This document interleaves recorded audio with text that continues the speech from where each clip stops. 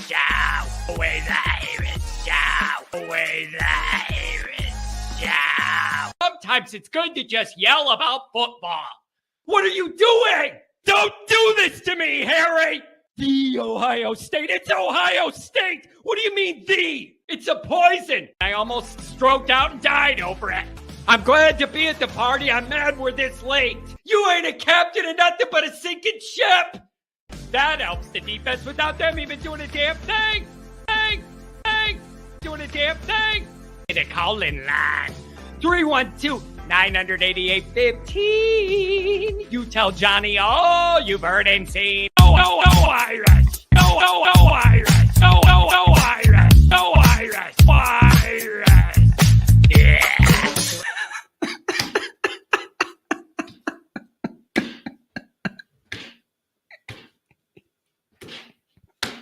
This punter, I can't.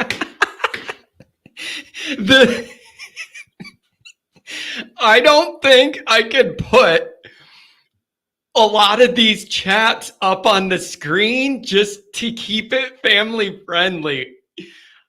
It's hilarious. The things that we're coming up with this punter it's hilarious. I can't.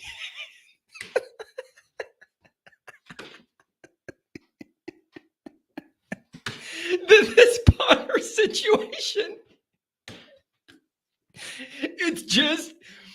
It's just so funny. And to see all the chats, I can't even put a lot of the best ones up because I'm just trying to not go with the innuendo. But it's just so funny to me, man. You got the punter from down under, and all the wives are lining up for his thunder. What do you?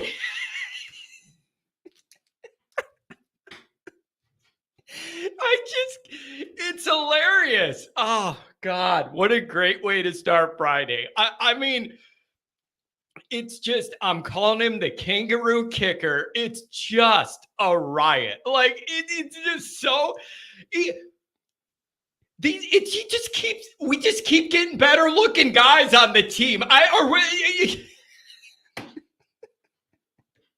Seriously, Jay Carr, I don't plan on it.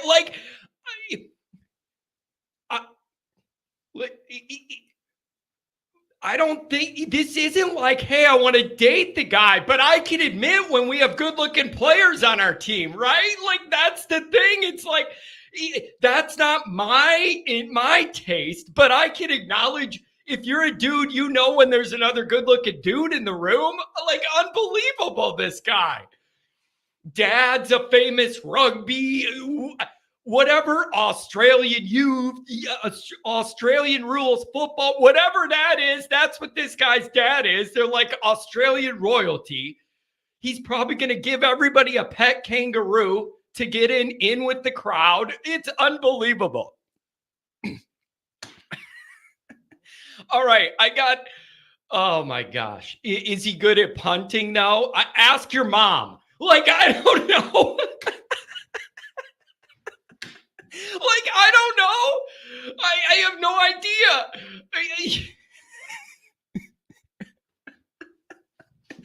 Did they get this guy out of the portal? Yeah, they got him out of the portal. The top model portal? What?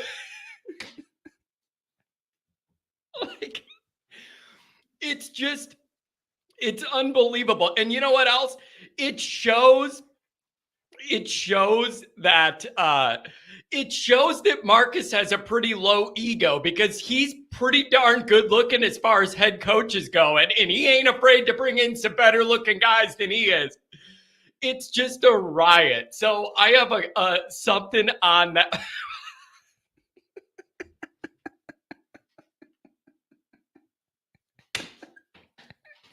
She just broke up with Sam Hartman, and then Phil, that's what happened. Phil's wife just broke up with Sam Hartman, and Phil's thinking, this is my way back in, and now this guy shows up and she's gone again. Oh, man. Oh, that's funny. Call-ins, anything you want to talk about, we could talk about. Listen, it's summer. We don't have to take it so serious every minute. Says the guy who turned purple like Kelly and screamed on the last time we were together. But you know what I mean. Like, this stuff's just funny, man. Mikey, I think you're onto something here. I think you're onto something. Look good, play good, right? I'm telling you, I believe in that in golf. I swear to you, I believe in that in golf. My dad always said when we were little, you're going to the golf course, you dress like the player you want to be, and you dress in your best outfit. You match that belt, you match those shoes, you wear a sharp outfit, and if you look good, you look good, you're going to play good. Look the part you want to be. I believe that in golf, and I used to feel good rolling up there in a tight, clean outfit, everything matched. It just made me feel good. It just made me feel like I was going to play good. J. Carr, I love that stuff. I can wear it all every day.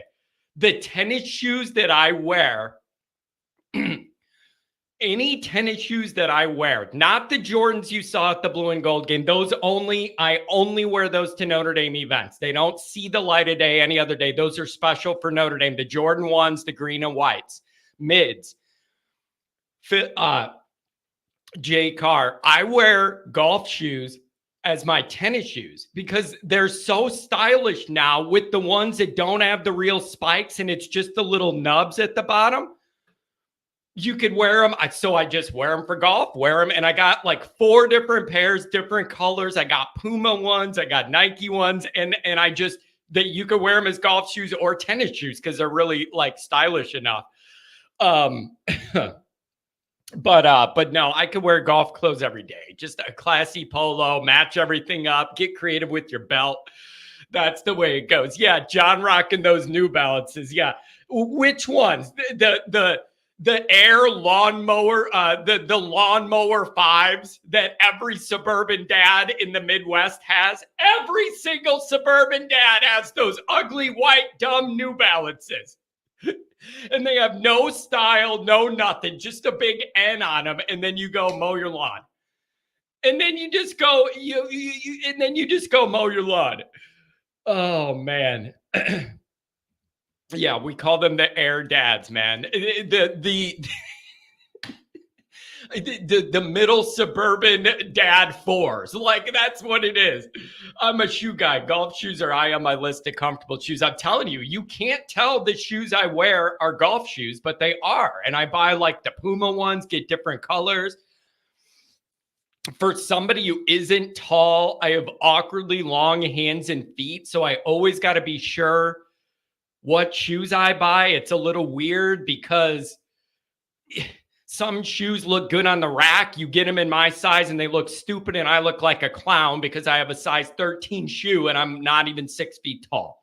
So I got to be careful about what even a Nike swoosh, sometimes it looks fine up on a shoe rack and you put it on in that boat and it looks stupid. So you got to be careful. You got to be careful. I like the Puma ones, Mikey. Like if you just type in Puma cleatless golf shoes or whatever they call it, I like those myself. All right. Anything you want to talk about? 312-988-15. Dialed up. Tell Yanni Boy all you're insane. It could be summer stuff. It could be the portal activity or not a lot of activity. You want to talk about what Deion Sanders has been up to this week and his family. We can talk about that. That's generating a lot of smoke online on Twitter. You could talk about that. I got something about the new playoff format and baby, that revenue share situation between these conferences and the players. I think it's coming sooner rather than later. Where does that put Notre Dame in the mix? I don't know.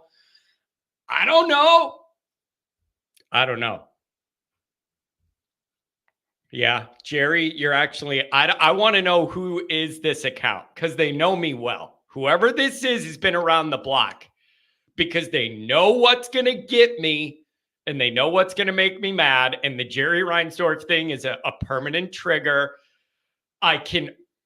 Let's address this now since Crazy Boy brought it up. No, I did not block the commander. So if he's not here, that's on his own volition. But I'm just telling you guys, I did not block the commander. And I'm fine. Like, whatever. It's a different day. Like, I don't care. I didn't block the guy. It gave me something to yell about. And then I chopped it up and used it as content yesterday. So I don't have a problem with that. But if he's on here, I want to be very clear. It's on his own volition. I did not block that gentleman. So I don't know where he is. John, you used to complain about this, the guys your size on ND. Now even the punter's huge. There's no room for John-size athletes on the ND football team anymore. You right about that. I talk about it all the time. Me and my dad would, Always Irish Senior, we'd be at the Notre Dame game and he'd go, look down at that stupid sideline. Why is there 30 guys that look like they're our size? Don't like it. So I'll take this back. There is room for somebody my size on Notre Dame. You got to run a 4.1. Like, I'm fine with somebody my size on Notre Dame. You better run like a 4.240. And you better be in outer space. Fast, baby. So you could be my size, but you got to have 4.3 speed. This punter. This is unbelievable. It's Connor, what's going on? Jason, good morning, everybody. Get Phil. Phil, you're being hilarious today. Commander's at the liquor store. He'll be back soon. It's only 9:11. You got to get there. You got to get there early. Oh, man. Oh. Oh, I'm having fun with you guys. Look at Dr. John. I think the commander was lying when he said you were lying. Again, it's the funniest thing. Yeah, it's 5 o'clock somewhere. The funniest thing is that it really does make no sense. Like his argument that I lie on purpose. Think about how short-sighted. Look at how off track we are. I didn't even yell through my introduction yet. Here we go. Just think about this conceptually if you're me and you do this the way I do this every week. Think about this. There is no benefit for me bending the truth here on purpose. Like if I say I think we're going to win and we don't win, that's not me lying. That's me wishing we were going to win, thinking we didn't win and we didn't win. That's not lying. There is no tangible benefit to me lying here about anything. Like, it's not like if I drop something here and it's a juicy lie, like I have the group I have here. That's not going to gain me 500 more viewers on the live stream and a bunch of subscribers. So there's no immediate benefit to dropping some big lie to you guys here. I don't get some huge boom, but there's no point. If you lie about anything, everyone here is going to know. Everyone here is on a message board. Everybody here is connected to Notre Dame land. If I was seriously way off, everybody would call you out on it. Then you have no credibility. Then you lose your audience. That's what happens if you lie. It serves no purpose. There really is no purpose. Now, you could disagree with me when I think the roster's changing. I think Notre Dame's starting to be formed into more of what Marcus's vision for the program and the athletes looks like and what he wants to do. You could disagree with all that and think it's not going to work. That's totally different than saying I'm lying. It does me no damn good to lie here. Everybody's going to know, and then you have no credibility. If you notice, I'm really careful about stuff. The stuff I deliver with firm confidence are a lot of strong opinions that I can then lay some evidence to of a foundation of why. Like, that's where I stake my claim the most is,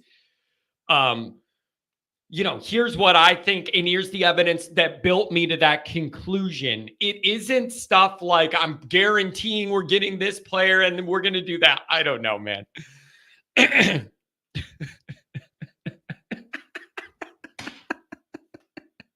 Matthew, John lying about blocking the commander. He's up to his old lies again. Yeah, I'm lying about the lie that I didn't lie, and I'm telling you why. Oh, boy. Oh, good morning. You guys are great, man. Just hilarious. Calls. We got a couple phone calls. I'll come right to you. We'll hear what we got cooking. Hang in there. I'll get through the introduction. We'll go to the phone calls. Looks like we got a couple newer people joining. I don't see they have a call history. That's always interesting. You never know what you... The call-in line's like a box of chocolates. You never know what you're going to get. I love doing this show. Oh, my God. Kent, no, seriously. I just talked to Commander. He's literally at the corner store buying a few Mad Dog 30-30 and some loose squares out of a barrel. I'll never forget that. One of those summers, we drove from Illinois to Panama City for spring break, and we were stopping at like these rest stop gas stations in the middle of nowhere, like like Tennessee, I don't know, George somewhere, and they would just have loose smokes like in a barrel, like $1 or whatever, and you just grab a loose smoke on the way out of the gas station. Oh boy. John, you need some more wall decor in the background. Come on, man. It was an epic trip. How do I say this? The most amazing things I saw on that trip to spring break happened driving to and from spring break. Just where you end up to stop and grab something to eat. I got stories and they ain't appropriate for this format. Tell you that right now. John, you need some more wall decor. I'm sorry. Oh, baby. Ooh. Look at what we got here. Old college roommate usually doesn't chat. And he is the one that almost got arrested at the state park. We get Matt L. Good to have you here. I love you. And I miss you. Matt L. here. Almost got a felony at the Everglades Park or wherever the heck we were. So we had that issue. And we had ourselves some interesting... I have a job usually. Yeah, well, I'm glad that you're ditching it today then. Oh, man. It's good to have you here, Matt. I miss you. Look at this. $5 order from the Willie B. Hardigan. Personal problem. Can't answer that. Good looks jokes aside, that punter seems like a prime candidate for trick plays and big games. It's the first thing my dad said too. If he's that big, he could do some other things that should be a part of the equation. And if he has that background with rugby or whatever, he ain't going to be afraid to get hit. Whatever the hell, whatever they play in Australia. I don't know, mate. The crocodile hunter, mate. Crikey. $5 order for the chief. Had a doctor's appointment today. They said I have a severe case of Sugandies. Wondering if Dr. John would weigh in on this diagnosis. You guys talking? What are you talking? You talking fancy doctor stuff here?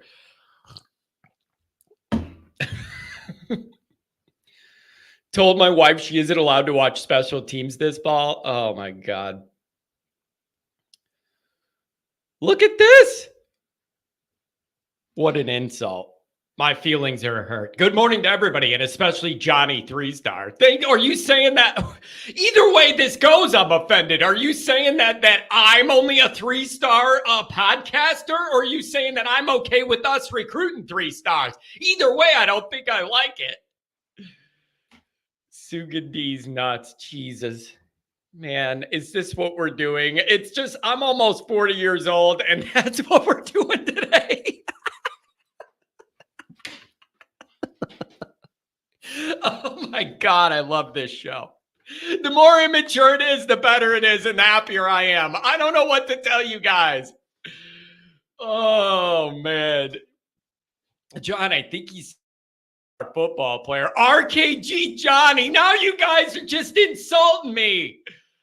Oh, RKG was always just a code for we know the guy's not good enough and we just hope he's a good boy. And he makes one play for us. All right, let's get through the introductions. I got these nice callers that were probably scaring off the line.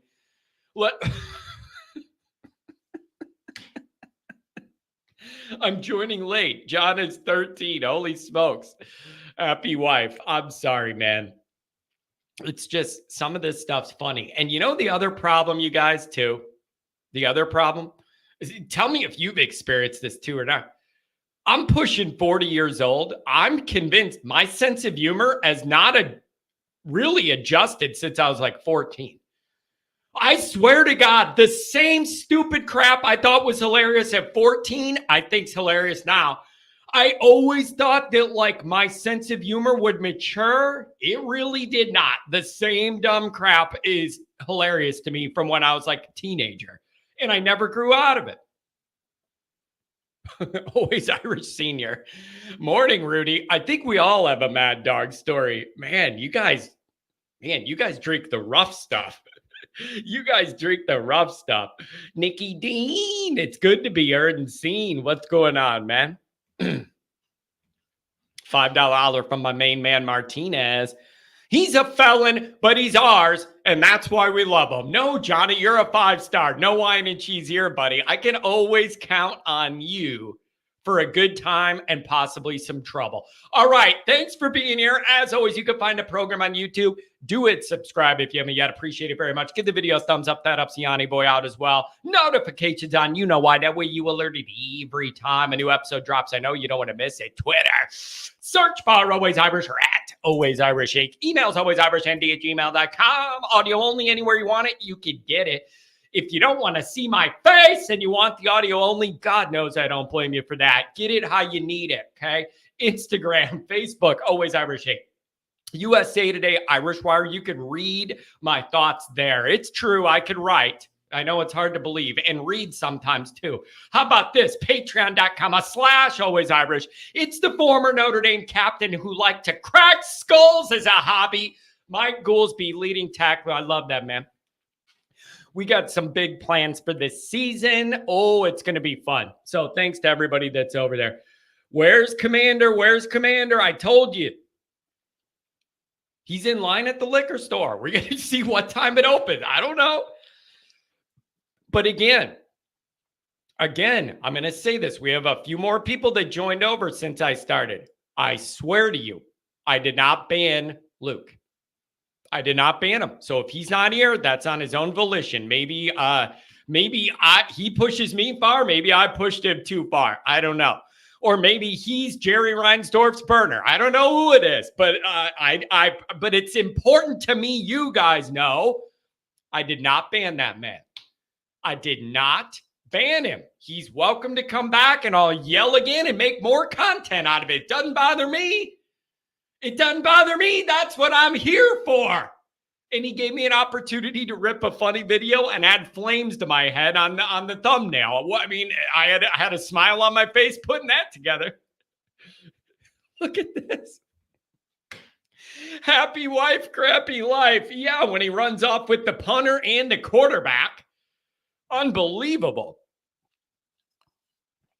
Turning into a blocker. You guys, I'm telling you, I didn't block the guy. You know me. The only people I block are if you get real political, if you start getting into like social stuff that causes division and all that. I'm trying to avoid all that.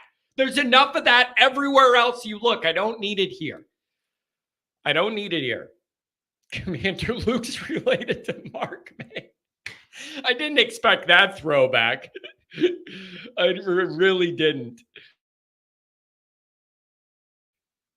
That's funny. Look, dude, you guys are... John, you're starting to look like a left tackle the way you're being a blocker. That's funny as hell, but I promise you I didn't do it. All right, let's see what's going on here on the call-ins. Anytime we have new callers that don't have like a call history, it tells me 38 past calls or whatever. So I kind of know when there's a new one or not. So I don't know if we're getting pranked. I don't know if Uncle Cousin Commander Luke is on the line on a different number. I don't know what we're doing. Oh, man. Oh, before we get into this, ndsubwayalumni.com. Go over there. Get yourself a Looski. You all saw the Looski at the Blue and Gold tailgate. 4 shots and 1 ski. Right down the gullet, and then you grow a mullet, and then you go party at Notre Dame. That's what you do. Get yourself some gear over at my friends, ndsubwayalumni.com. I told you this before. I'll tell it again. I only work with advertisers and promoters that I know. I'm all about trust, and I make sure anybody I expose you guys to is somebody that I trust that's in our Notre Dame family, going to treat you right if you buy something from them. It's a big deal to me to work with good people, damn it. What's the Irish salary cap next year? You know what, Conundrum? You ain't that far off. We're going that way. And if college football doesn't do it on their own, the courts are going to do it, and it's going to get way more expensive. That's where the train this is barreling down the tracks at. That's what it is. If Luke has a burner and he's calling, I would love it, because I know these are not his numbers. I know that. 260 and then 573. 260. Where do you want to go? What's up? Can you hear me? Yeah, I got you. What's going on? Oh, 727, I see you. And I'm going to go to you just because of your standing in Notre Dame football soon. What's going on, 260? How you doing, John? My name's Spencer. I live in Nashville now, but I was born in South Bend. Big Notre Dame fan, die hard. Grew up as a Notre Dame fan. And I wanted to hop on here. First-time caller, long-time watcher. Appreciate that. Thank you, man. I always like getting new people in the mix. It's a big priority to me to get new people in the mix, and then you have your regulars and you add in new people, and it builds the community. Representing us down in SEC land. I appreciate that. You got your 574 roots. I appreciate that too. So what's on your mind, my friend? We're in the dog days now. It's going to be a long journey to Texas A&M. What's on your mind on a Friday? Oh, well, let me tell you, your show, along with a few others on YouTube for Notre Dame, keep me alive, because if I didn't have anybody just talking about Notre Dame football, I'd probably pass away down here in SEC country. It's terrible. Yeah, yeah. I need you guys. I need you guys to hold strong down there, hold firm. I know what you're up against, and I have a soft spot in my heart for all my Notre Dame people living down there that represent us, and you're outnumbered and you're ganged up on. God bless you, man. Keep fighting the good Irish fight, bro. Keep fighting that fight. Hold strong.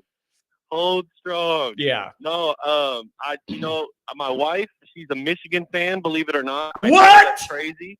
I know.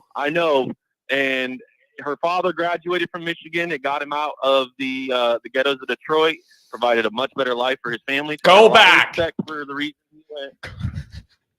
What's that?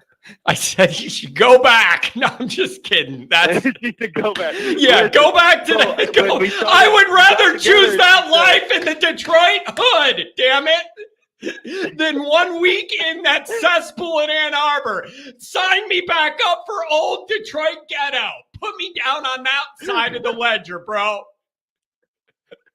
Hey, well, she said, look, if I'm going to be a Notre Dame fan with you, as you are kind of supporting Michigan for me, I need you to be a happier fan. And the reason I've always been drawn to your show, John, is because the ways that I've been a fan of Notre Dame is eerily similar, where I've just been pissed off and frustrated and angry with the decision-making of our coaches, angry with the decision-making of our play calling. And every time I'm frustrated watching a game, my wife just sits there and is like, you don't make it appealing to be a fan at all because you're just angry. So I've been working on myself. Well, but wait. 260, timeout. Wait, this is all backwards. We need to have a talk. This is all backwards. Let's have a talk. This is all backwards. Anybody that's ever said to me, oh, you're being negative or you're not, it doesn't seem like this is fun for you. Like watching Notre Dame isn't fun for you why is it like that? Here's why. I react to what's going on. It isn't up to me. I react to what goes on with Notre Dame. It isn't my choice. It isn't my choice. it's like, John, why are you being negative? How about because negative things happen? Like, I've never understood that. I couldn't agree more, John. But bro, I get those. Sometimes it's like, why are you being so negative? It's like, well, did you watch the game? We just lost the game. What do you want me to be positive? No, I reflect what the hell's going on. It isn't my fault. I'm the mirror. I reflect what I see. And when I see not good enough, I'm in a bad mood. It's really simple. Really simple. You're preaching to the choir, John. I told my wife, I said, look, I'm an athlete. I've played sports, but I never played organized football. But the fact that me as a casual fan for the last 15 plus years has been able to predict 75% of our play calling every damn drive is an issue. Yeah, it's a problem. But I think it's over. It's a problem. But I think it's over. Football.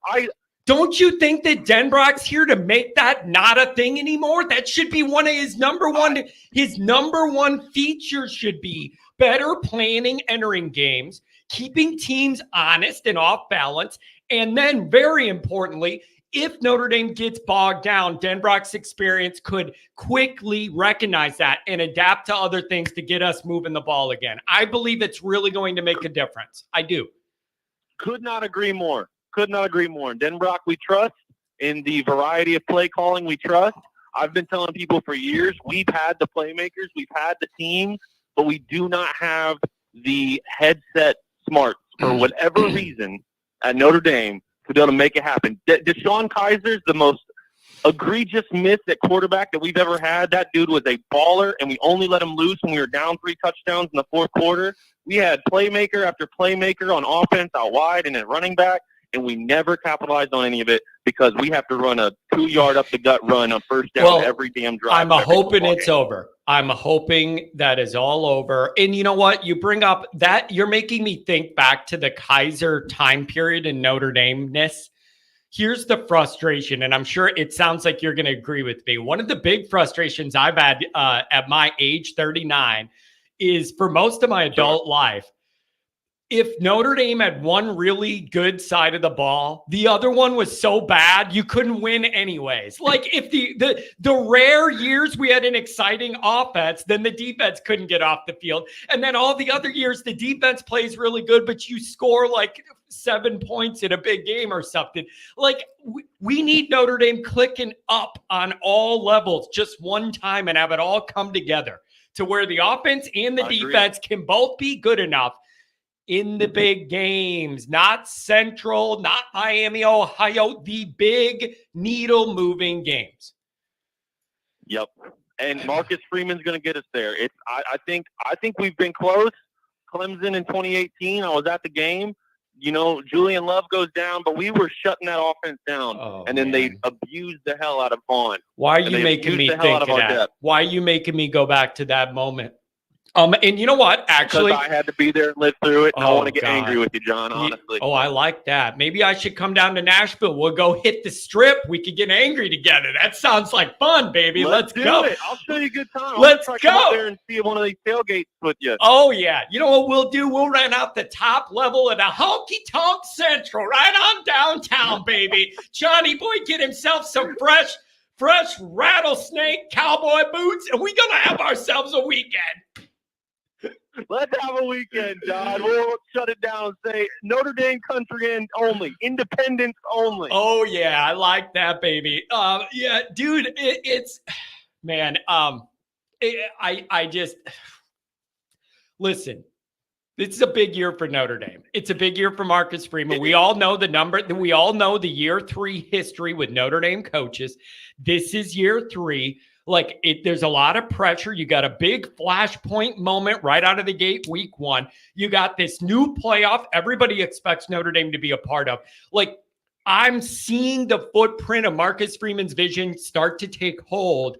We really need to see a big jump of that this year. It's a big moment in a big year, and there's no way around it. If you want to talk about an extension for Freeman and where this is all headed, like it's a big year. This needs to look and feel different this year. Agreed. Mark has recruited something different. Kelly left in his parting words where you can't get talent here, and I completely disagree with that. We have the 10 years of history to bring talent We just never had the personality or the type of player or coach to be able to do so. Dude. And we're finally there. We're at that doorstep. The funniest thing is, it's like Kelly told you couldn't recruit at Notre Dame. We're shopping down a different aisle. It's not possible. I have a tea time in 15 minutes. Get this press conference over with. You can recruit good at Notre Dame. It just takes a hell of a lot more effort. Like, you could do a really good job, but it takes admittedly, it takes a ton more effort to recruit successfully at Notre Dame than a lot of other places. And the only people that succeed at Notre Dame are the ones who sign up for that, love it, and are open to it. Agreed. And people are going to throw, the typical responses at Notre Dame fans. We don't belong here, overrated, blah, blah, blah. Listen, if you're being a realistic Notre Dame fan, you know it's possible. We just haven't had the right situation there to be executing yet, and I think we're finally approaching that doorstep. Yeah, I hope so too. So I'm hoping this is a transformational moment, like type of year where things start to crystallize a little bit, and we get on the right page, man. But dude, I appreciate you representing us down in Nashville. I seriously will. I'll hop on 57 South and go all the way down, and we'll break up that honky tonk, baby. Anything else, man? Thanks for calling. Save the number. Call me again. Hey, put me down as your emergency contact at work. Give me a call. Save the number, brother. I'm going to call in. I'm going to try to make this more continuous and more normal. But my closing statements as I head off to work and you enjoy the rest of your call-in show, I'm going to tell you right now, Jeremiah Love is the most special talent we've had in years. Yeah, that dude is going to be in Heisman contention if we actually use him appropriately and don't BS our way through the same old play calling, which I don't think we will be. But Jeremiah Love, calling it now, is going to be the talent that really brings in more star-studded playmakers for the future. Yep. He could be a real difference maker. And the key thing you said there is if he's properly utilized, again, that should be a Denbrock strength to find matchups in different ways to get your weapons the ball. Yep.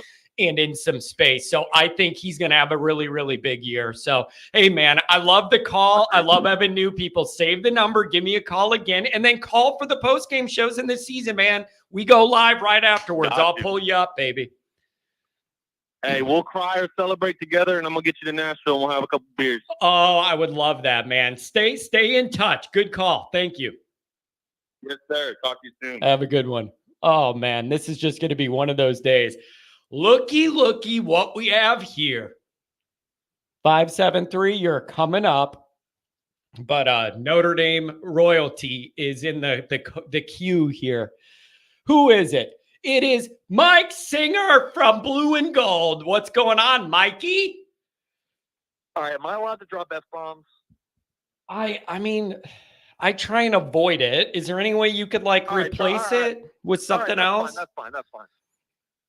573, I do apologize. I had to jump in line here. I'm sitting at a high school waiting to see a recruit. I'm 20 minutes early. So let's call the John show. John, I'm listening to you in Nashville, guy. It was tremendous. Yeah. And first of all, John, I freaking love you, dude. And that's where I wanted to drop my F-bomb. You're a very talented person, John. So I wanted to start by saying that. I don't know what I did. I don't know what I did to get that compliment, Mike, but I appreciate it, man. I just like being a man of the people, dude. I just kind of like being a man of the Irish people. That's just my little role in all this, and I love it. You're a man of the Irish people. You know what my role is? I'm going to tell you guys what you don't want to hear sometimes. And I know you do some of that too. Yeah. And Goolsby does, but we all do it in our own different ways. First of all, Nashville guy, because I listened to the entire segment. I'm calling bullshit on I'm predicting 75% of the plays. No, you're not. Nashville guy, I'm sorry, and I hope I am one of the Notre Dame YouTube channels that you watch. But, 75%, maybe if you're saying it's a run or a pass, sure. What else is there going to be? That's Mike, that's probably what he means. Just that it's a little predictable, but run when you're going to, a little predictable. Seriously. Run or pass. They're going to, I bet they're going to run it on first down. Congratulations. Like, otherwise, if we're talking, run left, run right, play action, yeah, it ain't no 75%. So if people say stuff like that all the time, not trying to take a big shot at Nashville here, I'm actually going to Nashville twice this month. Really excited. Great place. But come on, let's pump the brakes a little bit. And the other thing, John, I'm listening to you in this guy talk, and you know the term, or excuse me, the phrase, fool me once, shame on you. Fool me twice, shame on me. Yes. Guys over here talking about Jeremiah Love for Heisman, and then you guys are also in the same breath. I get so upset. I mean, why the hell do you think you guys get upset? Because you think these things. You get such big expectations, and then, I mean, what do you think's going to happen when Notre Dame, predictably, we're talking about how good we are at predicting things. We're talking about how great Notre Dame is. Denbrock's this, Jeremiah Loves that, and then Notre Dame goes 10-2, maybe makes the playoffs. What the hell do you think? I mean, you guys are walking right into getting really upset. Mike, let me tell you what you sound like. No, I got to respond. Let me tell you what you sound like, Mike. You sound like a guy who, sexy man. You sound, oh yeah. Are you in line at the Taco Bell breakfast drive-thru, baby? Let's go. Crank it up down there. Not yet. You know what? You sound like a professional media guy, man. That's what you sound like above the fan fray of all the emotions, high and low and all that. You sound like a professional in this industry. You got to understand, I'm the fan guy. That's what we do, man. Everything gets amplified with that emotion. And then you add Notre Dame on top of it, and that's the spark to everything. That's just the way it goes here. John, I get it, but you can't use I'm just a crazy fan when it's like, I'm wrong. I'm just going to go to, I'm a crazy fan. Just forgive me. Like, hey, I'm going to call it as I see it. I deal with crazy fans all the time, just like you do. And my role, I try to bring some context and perspective. Yeah. And that's needed, and that is healthy. So Mike, while I got you for a minute, let me ask you, let's talk about the actual football. I feel like Notre Dame could be pretty good next year, but there's still some loose ends that have to come together. That's kind of the way I see it. What do you think? Nashville guy. Hey, do love you, by the way, man. Okay. Here's what I think. Just kind of big picture on this team. The schedule's fairly easy. It's a pretty easy schedule, except for 3 games. You just got to win 2 of those 3, and then you're cooking. Yeah. Right? Win 2 of the 3. Hell, maybe win all 3. But, you got A&M on the road. I mean, that's going to be tough. I think that's going to be a lot tougher than people think. Louisville's on the schedule. Louisville's at home, though, but still. Louisville at home is not just a check that as a win, no brainer. Yeah. So maybe there's like a big 4. I don't know. Personally, if you made me pick right now, I'm saying 10-2. Yeah. I'm just not as sold right now on Riley Leonard, and I don't know how you could be. Yeah. I was told, John, I'm going to give you guys a little tidbit. Okay, here's something, a little juicy tidbit, and I don't have my notes in front of me. I was told that in spring ball, Leonard only had like 37 on 7 reps or something like that. I don't even think he had like any real 11 on 11 scrimmage like reps. It was just some 7 on 7, and that was it. Yeah, and he did nothing in the spring. Nothing. All the Steve Angeli haters out there, listen. I was told that Steve being there was such a huge veteran boost because they did lose Joe Alt and Audric Estimates, guys like that who were such big voices and again, leaders in the offensive side of the ball. And with Leonard out, Steve was that for the team this spring. I think people just always like to think that this is very just black and white. Carr is the best quarterback. Carr is just it. Play might not, but Carr is learning where the bathrooms are. Like, he's still so very new. Yeah. And Jelly being in the program for a couple years was huge this spring as a veteran presence on that side of the ball. Probably very underappreciated. And I think I think it's very fair that you bring that up. So, okay. So Mike, here's where I'm at with this. What is the plan when we get to August camp? It's day 1 of August camp. That offense has a lot to figure out, whether it's the offensive line stuff, the continued development of the overall offense, the new wide receiver group, and the quarterback. If Riley Leonard's healthy, Are we just running with him with the ones? He's getting most of those reps because you don't have time to divide him out. And if he's healthy, that's what we're doing. We have 3 weeks to make up all this ground with the offense and then get into A&M prep week. How's that going to go? Or could there actually be a competition in August? But then you got to divide all those reps out as you're burning through the weeks leading to A&M, and you want to start firming up what you're trying to do. How do you think Notre Dame will or should navigate that? What great questions, John. You're the one sounding like the professional media guy. There you go, Sweaty Mike. You some 39-year-old mofo. Yeah, you called me by my legal name. I like that. Listen, I don't know, because everyone knows Riley Leonard's the quarterback. I mean, unless he's not healthy, he's QB1. So this whole quarterback competition, it's a real competition, but it's not a real competition. You know what I'm saying? Yeah. So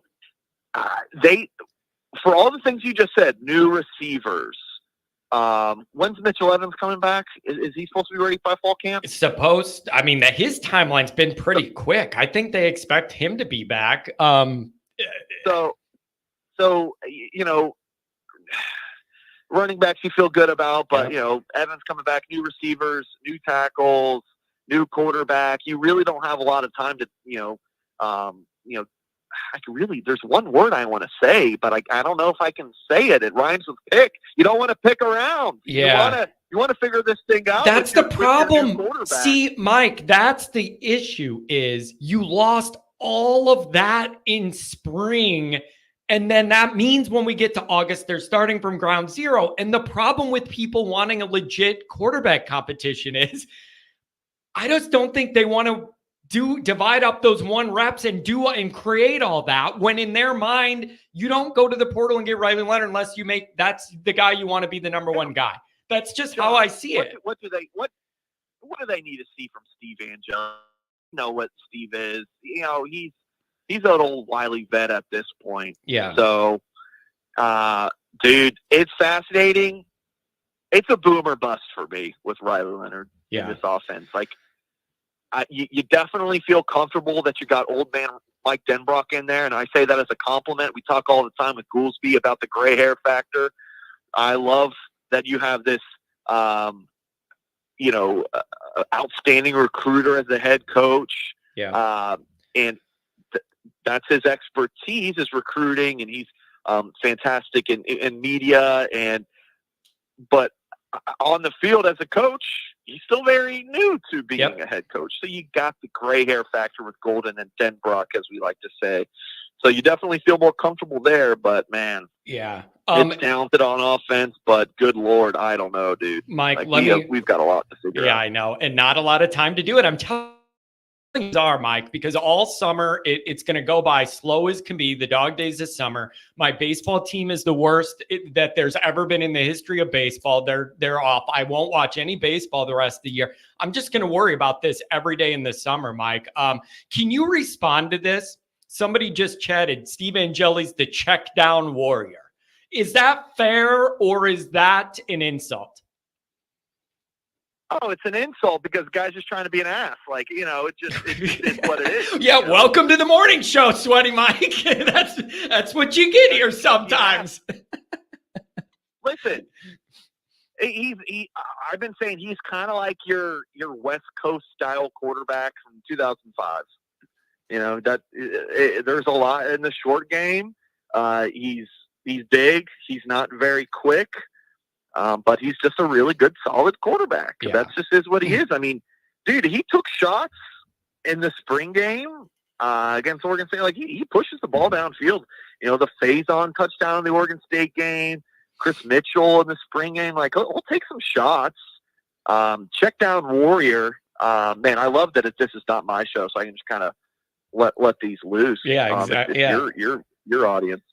But yeah, check down warrior. I mean, I show you where you can check down. Yeah. Check down on my rear end.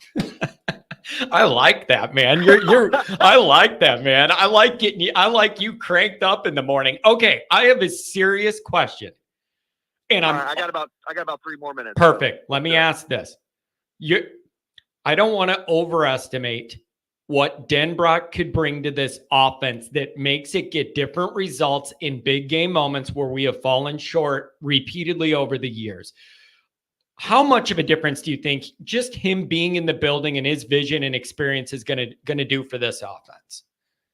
All right.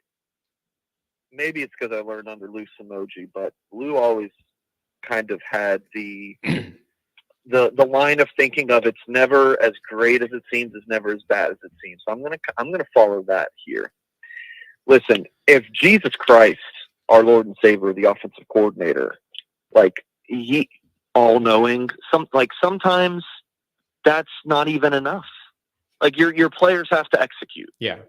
You know, so as not great as Jared Parker was at times, I mean, those receivers were just not it last year. Yeah. And I'm the biggest Sam Hartman critic, maybe not the biggest. I think we know who might be the biggest. Yeah, but I was a Sam Hartman believer. I was like, give me Sammy to New York, all of those things last year, John. And then I changed tune. But to be fair, part of it was on the receivers. It's a whole ecosystem here. So, yeah, I just said Denbrock. That makes you feel a lot better, but he's only a piece of the puzzle. You can't build a puzzle with only a couple pieces. Yeah. You need the whole entire thing. I always talk about an offense is like a car engine. You know, remove the alternator. You know, let me know how that car runs. It might be a beautiful Tesla or something, but you know, it's not gonna. Or I don't know what the hell a Tesla. You know, I'm not much of a car guy, so maybe it's not my best analogy. People are like, oh, Tesla. Well, you know, you get what I'm saying. Yeah. So that's kind of how I feel about it. Like it might be great, but dude, if they can't get open or if the tackles are just getting destroyed. Like what good does having the best offensive coordinator in the country do if your guys just aren't getting it done? So hate to kind of bring you down, but it's just one part of the whole narrative is how good Denbrock is as a play caller and lead the offense. That's huge, but yeah, dude, if the offense is just not it's going to be interesting. And then, John, let me say on the other side, you can have a terrible offensive coordinator, but the best damn players in the country, and they're going to make the offensive coordinator look good. It's like it doesn't really matter what you call if you just have better players than the other side of the ball. Yeah. Yeah. No, that makes sense, man. There's just, it's going to be such an interesting experiment seeing how this all shapes out. Mike, anything else? I really appreciate you joining me. And also, man, congratulations on your extension with On3. I saw that on Twitter. You're going to be stuck with us and the Notre Dame people for however many more years. You're stuck with us now, brother. But congratulations on the good work and the extension there and sticking around with us. John, would not want to go anywhere else. I've had Georgia site try to poach me a couple years ago. I took the call because the guy was a friend, but otherwise I declined pretty quickly, and then we started shooting the shit. But yeah, dude, I'm not going anywhere. I got no plans. I'm all Notre Dame. And that was one bit of personal news. And I got some more to share soon. This is totally not even work related, but got more personal news to share soon, maybe in the next few days. And I'm sure it'll pop up on your Twitter timelines. Interesting. A little tease there. Interesting. I will keep a lookout, man. But hey, keep working, keep on the grind there. And what are you seeing? Some good talent? Where are you at? What state? Lake Mary in the Orlando area. Seen a 2026 quarterback, so maybe the quarterback of the future for the Irish. Noah Grubbs. We'll see. Oh, beautiful. Well, everybody go over to Blue and Gold, get an update from Mike's report there. Hey, thanks for touching base in the morning, man. Always good to hear from you, and safe travels as well. All right. Hey, John's audience, sorry if I pissed you off. I honestly, well, I'm not that sorry. But if I have offended you, sorry. John, love you, brother. I'll talk to you soon. Have a good one. Take care, Mike. Oh, it's always, he's funny, man. And here's the thing that's funny about it. 573, you're coming up. Here's the thing that's funny. Singer didn't grow up like I did. He didn't grow up in Notre Dame land and everything's about Notre Dame and everybody loves Notre Dame and everything's Notre Dame, Notre Dame, Notre Dame. And it's in your DNA from when you could walk in. It's all Notre Dame all the time. Singer didn't have that. And it's healthy. You feel me? That's healthy. because it balances things out. And it does help to have somebody in this ecosystem that doesn't have the emotional attachment to Notre Dame. All that history and all the stuff I talk about in your whole life and all that, he don't have that. So I do think it's very healthy to have that balance of a more neutral guy who does this for work, but didn't grow up with his heart in Notre Dame. I find that useful and very helpful. Oh, Mike. 573. Sorry to make you wait. Welcome to the program on a Friday. How's it going? It's going very, very well. What's going on? I'm a longtime listener. I'm actually have a similar story to the first Nashville guy. Grew up in Elkhart, moved down here to, well, I originally moved to St. Louis, but now I'm in southern Missouri, and just been a huge Notre Dame fan my whole life. Been listening to you since, I think, 2019, so happy to be calling in for the first time. Oh, man, I appreciate that. Thank you very much. Like I said to the Nashville guy, every time I love finding new people to call, man. And then people become regulars and you could add new people in the mix. And especially people that aren't in Notre Dame land, like my Chicago area and in Indiana and all that. We need representation everywhere. So what's on your mind, man? What's on your Notre Dame brain? We're about to enter the dog days of summer. These are going to be some slow months with no football till August. Where's your mind at as a Notre Dame fan? I'd love to know. I have a couple other points, but first I go ahead. You could go wherever you want. You could go wherever you want. I know Singer's your buddy, but he just peeves me off. Like everything he says seems so sanitized. He doesn't seem to have an actual perspective. He's like, the fact that he's an Angeli guy proves that. Angeli's the most milquetoast quarterback we've had at Notre Dame in decades. And he's a huge Angeli guy and constantly having his back at every turn. Yeah, I'm not a huge Angeli hater, but he's fine. Yeah. He's not great. He's not bad, but he's just, and it's like weird to make that your guy. Yeah. It's frustrating. And at every turn, it's like, yeah, Angeli's not as bad. It's like, clearly, Riley Leonard fits way better in Denbrock's offense. Denbrock prefers that running quarterback.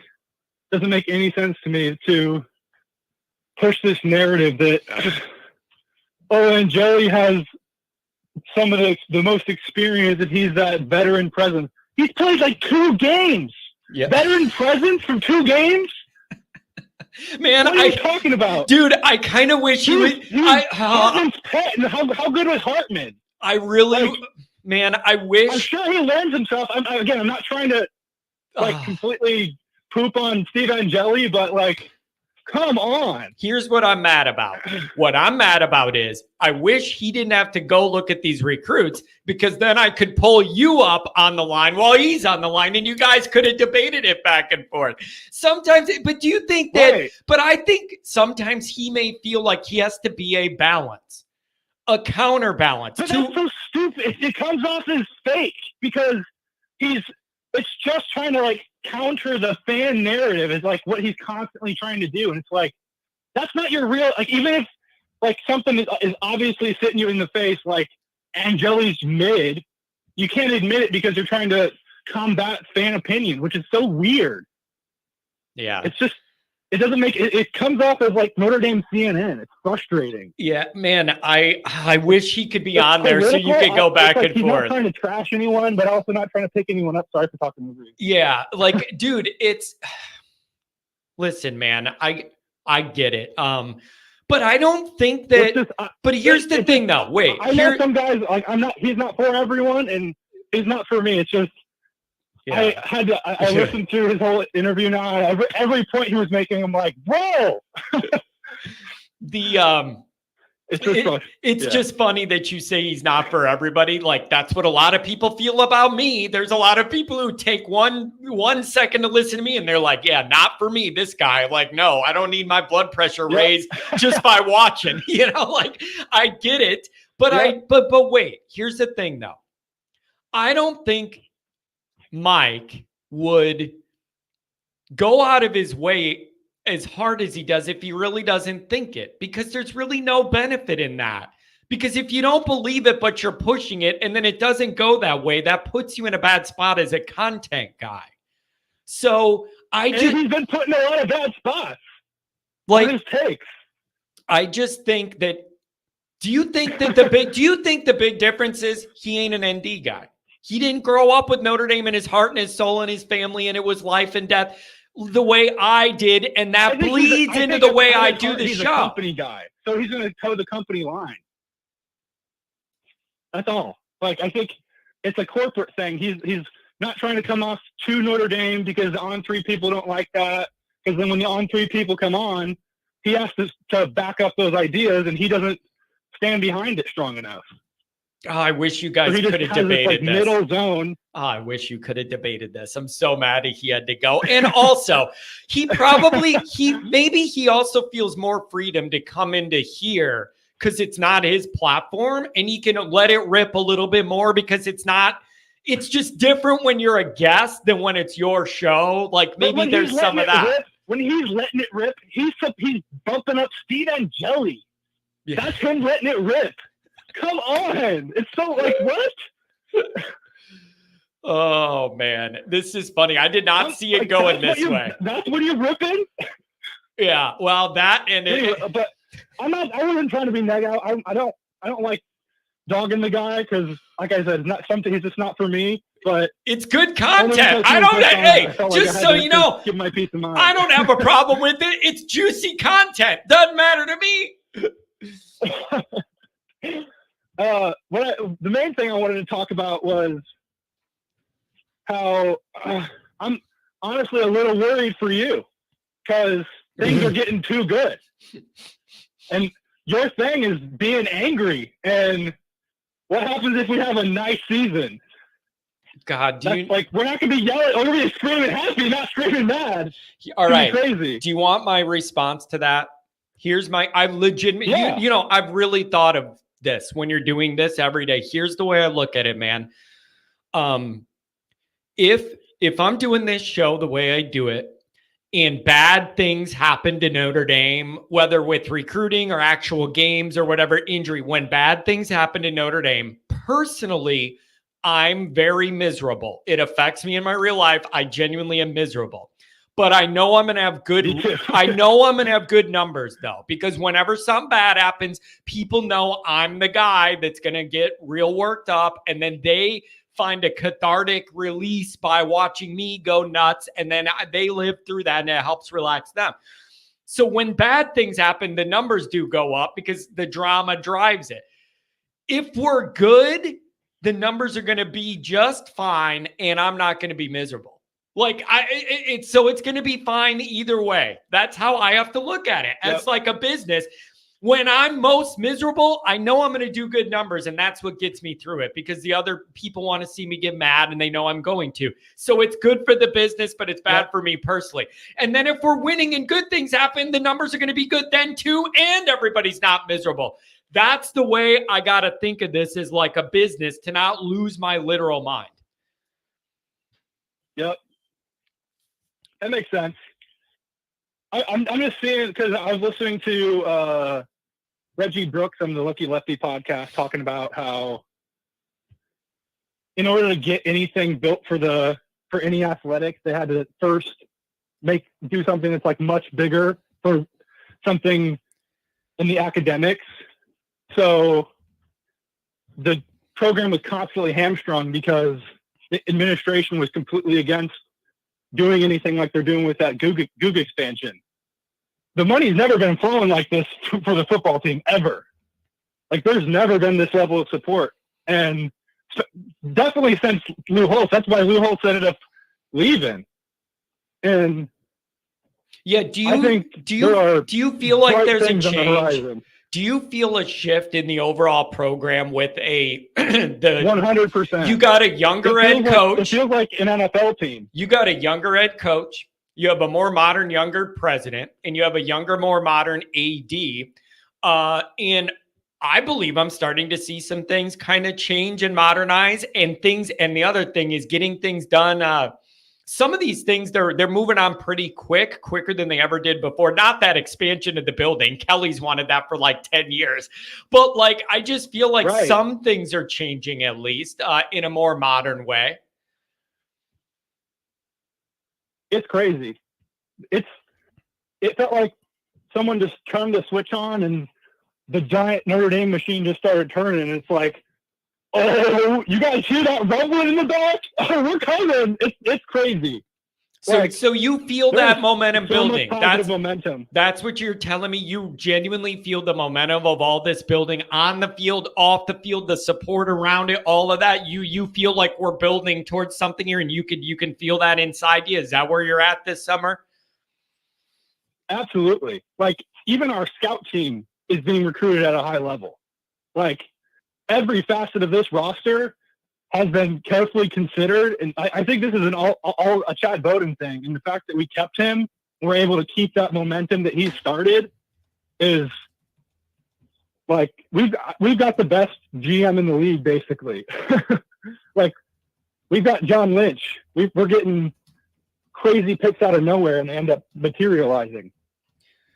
Yeah. Like, Ben Morrison was a 3-star in almost every platform. Yeah, man. I just 3-star almost every platform. Crazy. Here's the deal.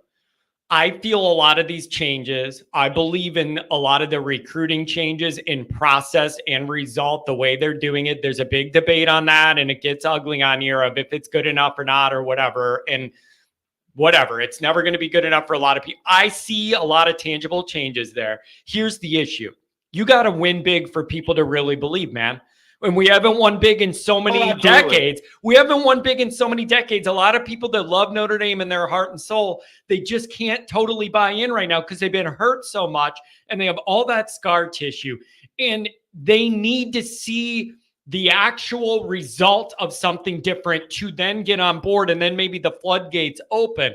And you know what, man? Week 1, Texas A&M, there's your next opportunity. That moment is so large. Yep. For everybody, for Freeman, for recruiting, for momentum, for the fans, for perception of Notre Dame. It's such a big flashpoint moment. You got to get it year 1 or week 1. Yep, absolutely. And I get the people who are doubters still, because it was decades of it. Yeah. But when things are changing at this level and this quickly, big changes are on the way. And it's going to be in the positive column. Yeah, for sure. Yeah. It's and I get really, really frustrated with the talent discussion because I see some different things, but all anybody wants is all 4 and 5 stars and all that, and to recruit like Georgia and Ohio State and Alabama. And I can't get even Notre Dame people that know it's hard to recruit at Notre Dame to understand why we can't operate like Georgia and Alabama and Ohio State on the trail. Like, I just, I need the work ethic. This staff works their asses off. Those guys grind so hard recruiting. Like, they legitimately grind and work and work and work. And I respect the hell out of it. It doesn't guarantee elite results. But even if it didn't work, I'm not going to go, well, effort was the reason why, like I did the last regime. These guys are working their asses off, and it means the world to me. I say this all the time.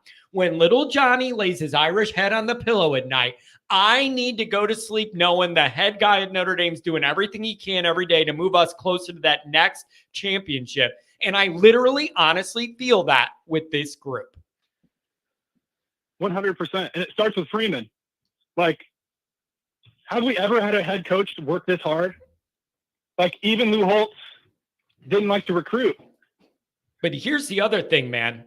It's a different world now. There's more that you have to do as head coach now to navigate than there ever was back in the 70s, 80s, 90s. You got to worry about the portal. You got to worry about NIL. You got to re-recruit your own guys you already recruited on your team to keep them on your team. Then you got to recruit the other guys. There's all these moving parts now. It is a very, very tough job. And the only way you could be good at it is if you got to be willing to work. And Marcus loves to work. You got to outwork everyone else. Yep. He loves. Hardest worker in the room. And the other thing is, that's the key. You just nailed it. When your head guy is the hardest worker in the room, that sends a message to all the other guys. Like, you can't be like, the head guy's outworking me and he's the head guy and I only have one role here, right? Like, the fact that he leads by example on the recruiting trail, burning miles off that jet, I love it. I love it. Again, that doesn't put wins. That doesn't put wins on the ledger, but it should lead to more wins on the ledger. That is the level of work it takes to recruit Notre Dame appropriately. We're finally getting it, and I wish everybody would at least acknowledge that part of this. It isn't the finished product, but it's buying the ingredients in the finished product. Exactly. It's crazy to me, the people who say that it's not gotten better. It's like, are you not seeing this? We never would have gotten Dallas Golden. Never. Not in a million years. No. Like, Never, ever in a million years. All of these quarterbacks. No. Right. No. Deuce Knight, he's never even heard of Notre Dame if Kelly's here. Not a chance. Like, there's no way. It's night and day. It's night and day. And based on what happened in the transfer portal this round, everyone's happy. Everyone's working hard. Clearly, everyone's getting compensated to an appropriate level to the point where they agree to stay, even though they know that like a lot of these guys aren't getting starting opportunities. And I guarantee you there are other schools who would pay them. Because the talent is deep. It's especially our linebacker group. It's so frustrating. When's the last time we've had a whole linebacker core? I know. That's this. But it's so rangy. It's so frustrating though, because I want to say that, but then every time I do, it's where's the results? Where's the elite results, John? Show me the results. Like a large portion of this fan base is not buying in until you see it. For Maris and JD, who thought they were going to get drafted that high? To me, that's the result. Yeah, but that ain't the kind of result that this fan base is looking for. Good for him. Now he made a bunch of money, but this fan base worries about what happens on Saturdays. You follow me? Like, it's a good feather in the cap to have those recruits. Absolutely. But, you got to beat Texas A&M, man. I don't even want to think about what this show is going to be like if you lose Texas A&M. I don't even want to let it enter my mind. It's going to be so ugly here. Like, I need us to beat A&M, get the momentum going, building in the right way, trending in the right way. Momentum will be up. Talent hopefully will be on the way up. Your playoff dreams would be in a really good spot if you get by A&M. That's what I need. I think you're completely right. There's no excuse to lose against it. There's no excuse. Like, what's left, Marcus? Like, you got your whole, where's the hole here? Yeah. Are we going to say we don't have a solid right tackle, or Jagasa doesn't have enough experience, so he's not firing on all cylinders? I will tell you that's probably our biggest excuse. That's probably my number one concern overall entering A&M would be the offensive line play. And I guess quarterback health. Like, I guess if you want to take health out of it, it would be, is that line going to be able to hold up against an SEC, with some SEC speed on the other side? Yep. Hey, man, I'm honestly not that worried. You're not? You're not worried? You're telling me that day you're not going to be pacing around the house all day, all nervous? Come on, I know I am. I'll be jacked and tanned. I'll have a Zin on each side of my mouth. I'll be pounding beers. I'll be going ham. But I'm not really worried for our boys. Dude, I love that, though. That's how you know it's getting serious, when you double Zin it. I love that. Yep. I love that. We got to go. You got to go upper deck. You got to go one upper, one lower, man. Bust it out there. Yep. You know what I call that? I call that the Zin Sin. That's what that is. The Zin Sin, baby. Oh, that's funny. Yep. Oh, hey, man, I appreciate you giving me a call. I love these new callers today. Will you save my number, put it as your emergency contact at your place of employment, and then give me a call? Yeah, that sounds great. So seriously, man, save the number and give me a call back whenever you want. Again, I love this. Today we've had multiple new callers. This is a beautiful thing. Anything on the way out, thanks for giving me a call. No, I just appreciate your time and love your show. Hope everything continues to go up for you. Oh, thank you, man. I really appreciate that. And give me a call back whenever you'd like. You're in the circle now, brother. Thank you. Have a good weekend. All right. See you, brother. Take care, man. I don't know what the deal is today, but I'm digging the call situation. We got a couple new callers, and both of them were pretty engaging. You never know what you're going to get. Blyberg. How am I supposed to interpret this? I have some concerns. Johnny is our Jimmy Hoffa. That's slightly concerning given... am I missing something here? I don't think I'm excited to be called the next Jimmy Hoffa. They're still looking for the guy.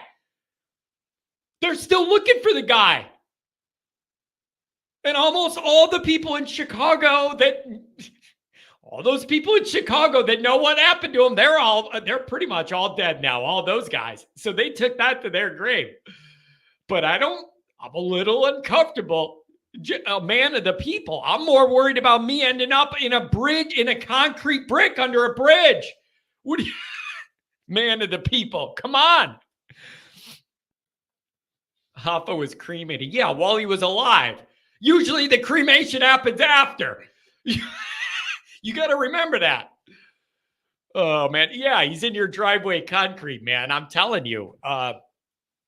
That's a rough one. Don't you want to be buried under Notre Dame Stadium? Here's what I'm doing. I'm glad you asked. You guys should all know me enough to know that I've already thought this through. Here's what I want.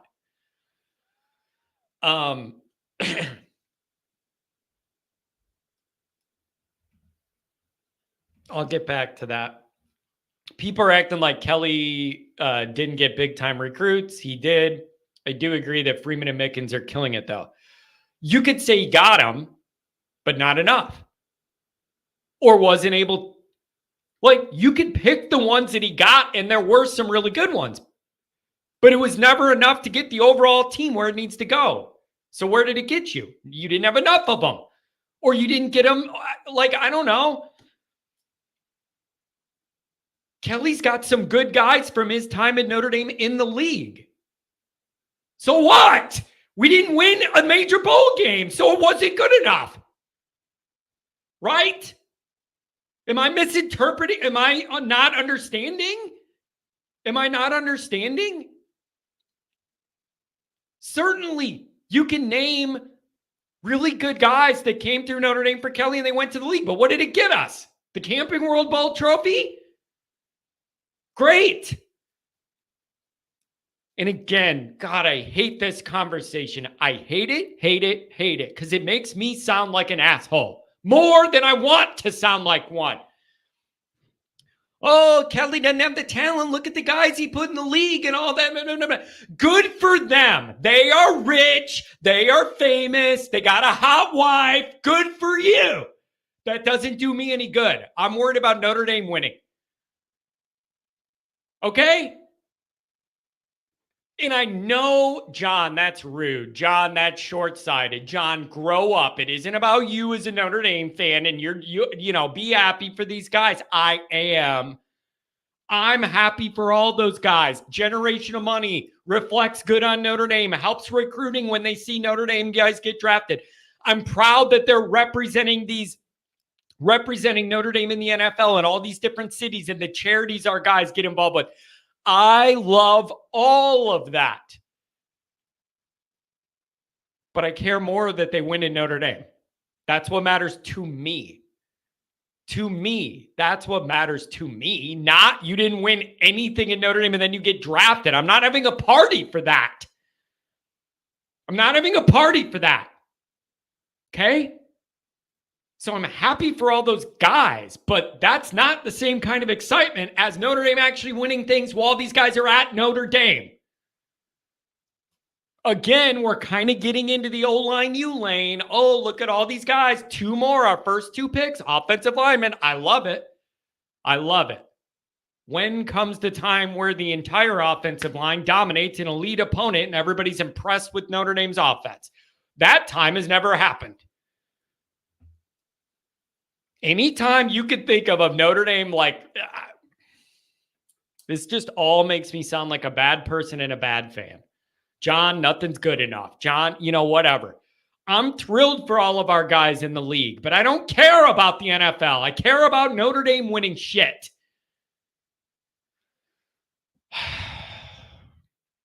Man, this is an exciting Friday. You know what the only problem is? Where the hell's Cotter at?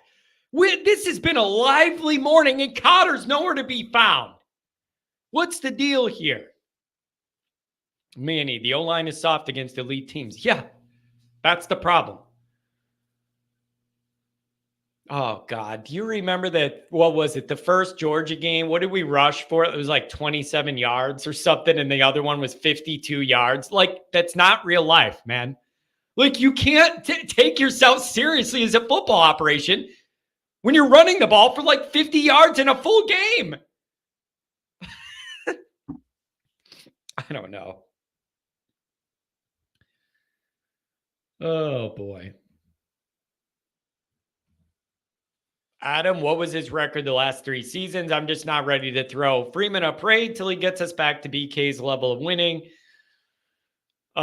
He was a 4-14 away from 8-4 in back-to-back years. You know what I was thinking about last night, Andrew? Oh, I just heard something really loud outside upstairs. I don't know what that is. Maybe those guys are here opening the pool. Anybody got a pool? It's a big deal when they come and open it. I got to have these people come and open the pool and do all that. I think I hear people moving around. Maybe that's what they're doing. Andrew,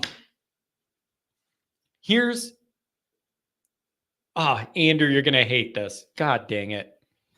You're going to hate this, Andrew. I was thinking about this last night. I think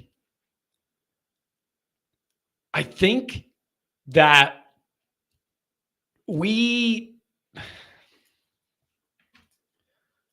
I think people have underestimated all of the changes at Notre Dame and all the different ways to do things compared to Kelly's way.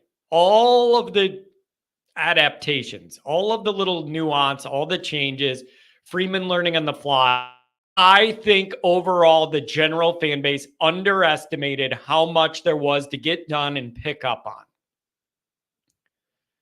No one wants to hear that. No one wants to hear that. That's fine. Tell me you're making excuses for Freeman. You're covering for your boy. This is Notre Dame, and it doesn't matter if you have 30 years of experience or 0. If you get the Notre Dame job, you got to win right away.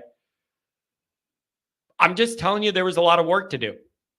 That's fine. It's not okay to lose games. I'm just telling you, I don't think a lot of people recognize the extent of the work that had to be redone and undone and built back the right way the first couple years. That's fine. You could say I'm coping or whatever. Yeah, that's fine. And I started this out by saying you're not going to like it. Here's the other thing, man. There's a lot of bullshit that goes on behind the scenes and a lot of things that you got to do that nobody ever sees about and hears about, never gets to the light of day. There's just been a lot going on. There's been a lot going on. And it's a big year, man. You got to... Andrew, I do think it's fair, though, to be like, let me see the results. Like, I'm not going to tell you that's not fair. I get it. But I do think, you're just not being, some people go out of their way to try and not recognize some of the changes that have gone on here. Just look at quarterback recruiting, you guys.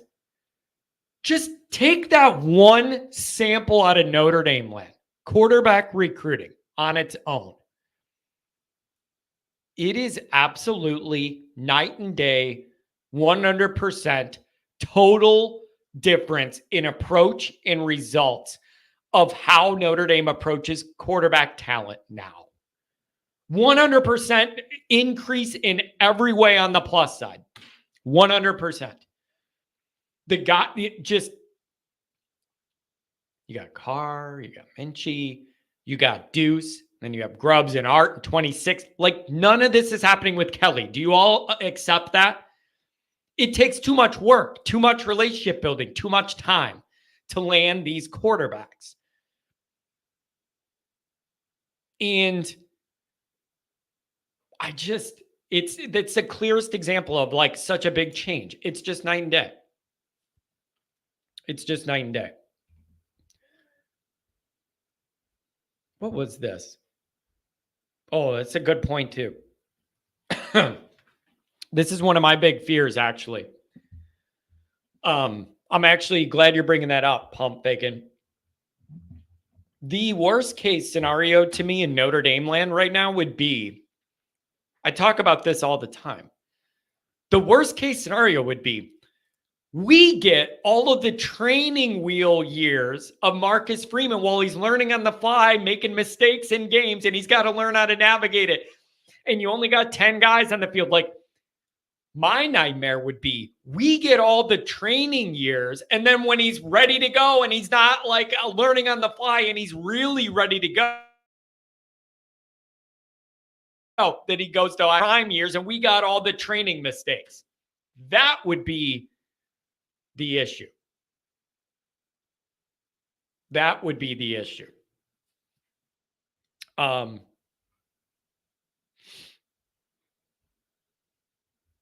What? What in the hell?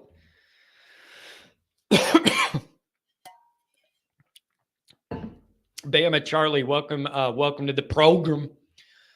I've seen chats that ND must win the A&M game or this season's over. That's a terrible outlook. Good chance ND can lose that game. Prepare for that loss, shake it up, concentrate on winning the rest. See, there's things in practicality and there's things in perception, especially with the 12-team playoff. Notre Dame could lose week 1 and still make the playoff. You could go 11-1 and make it. You could go 10-2 and make it, depending on what happens with the other teams on the lower part of the bracket. However, perception-wise, momentum-wise, vibe-wise, media-wise, my call-in line, awful. It's going to be horrific. Horrific. And you all know,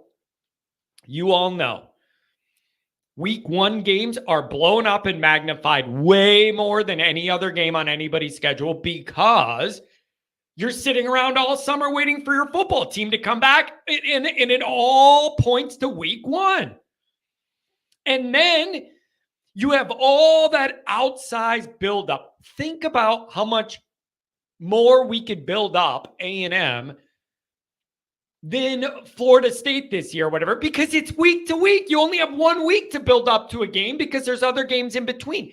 I got 3 more months to build up A&M every week. Ooh, so it just all builds.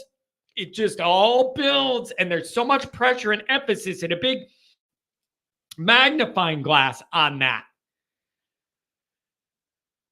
And then the game happens, and then the results of it get outsized proportion because all you have is one body of evidence. And so that's the narrative. Last year, week 1, didn't Alabama lose to Texas and it's all over? And, Saban's done and it's all over or whatever. Like, week 1s are always blown out of proportion, and Notre Dame fans have a rough history with big game moments and Notre Dame not winning them, and it's usually a heartbreak hotel, baby. I don't know.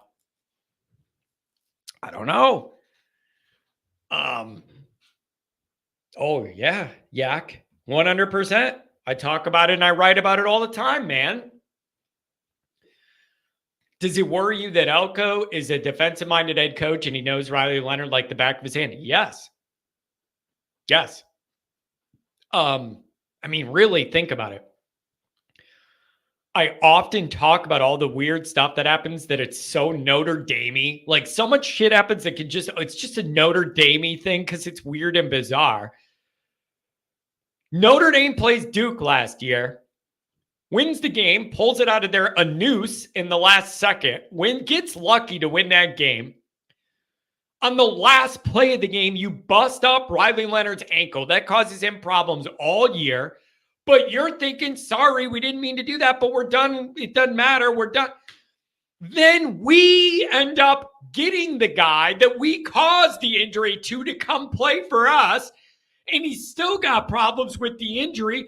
And then they get his coach that knows him better than anything else to go to A&M, and he's a defensive genius, and he knows the guy better than anything, every single strength, every single weakness, and then we play him week 1 at their place. It's so Notre Dame-y, I don't know what to say. That's such a Notre Dame sequence of events. There is no one that knows Riley Leonard's game better than Mike Elko. Every strength, every weakness. Somebody put in here, though, that they think that game's going to have to be won defensively by Notre Dame. That they're not going to score that many points against our defense. But boy, I got anxiety about that offense until I see it be good enough in a bit. Andrew, here you go, man. Me, Johnny Sunshine. Until I see this offense be what I consider with my own Jimmy Hoffa eyeballs, until I see it be good enough against in a big game moment, Texas A&M counts. Notice I didn't say against an elite talent team or what the big game moment, I'm calling it. Because I don't believe they're like a top 10 or 5 team. But the moment could not be bigger. Until I see that offense be what I deem good enough against the bigger games in the schedule, I don't believe it. So I'm not counting on this offense being awesome and all that. I'm hoping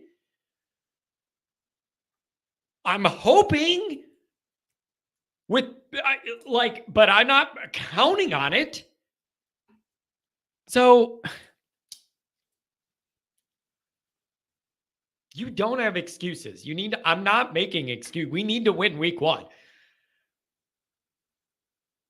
We need to win week 1. I'm sorry. It's time. It's beyond time.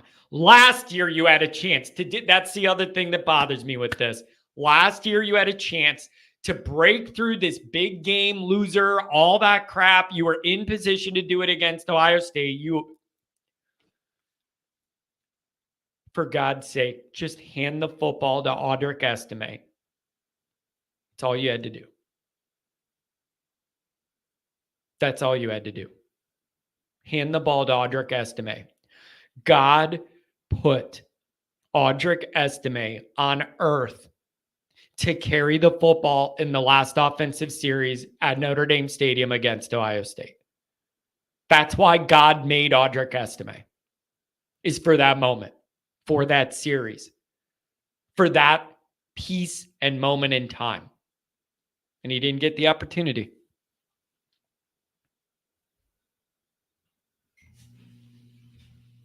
How about put 11 guys on the field? That might have helped. You think?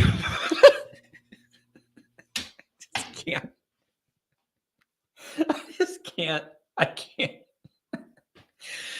You guys, I remember I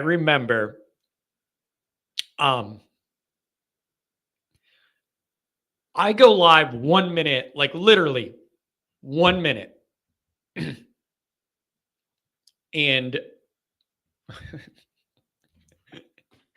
oh my God, should Esme just hang it up now? No, he shouldn't, but Dr. John, that was his weekend, man. It was his weekend. Like, I'm embarrassed to admit how much I've thought about this. I'm embarrassed to admit how many different ways I've thought this through. You know what else bugs me about this? Now that we're going there, here we go. Light the wick. I keep thinking about the day before on ESPN. Oh, Jesus. Ohio podcast. Good timing.